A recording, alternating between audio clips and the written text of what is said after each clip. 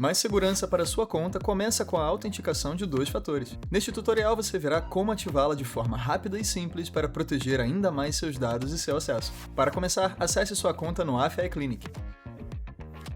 Clique em Meu Perfil e visualize a seção Segurança. Clique em Verificação em 2 etapas. Após isso, clique no botão Ativar. Insira o código enviado por e-mail.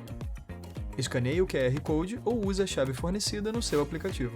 Agora, insira o código fornecido pelo aplicativo autenticador. Salve seus códigos de recuperação em um lugar seguro, nós não enviamos por e-mail. Depois de realizar esse processo, efetue o login novamente e insira seu login e senha. Irá aparecer um código do app autenticador. Você também pode clicar para acessar de outra forma, e damos a opção de código por e-mail ou inserção dos códigos de recuperação.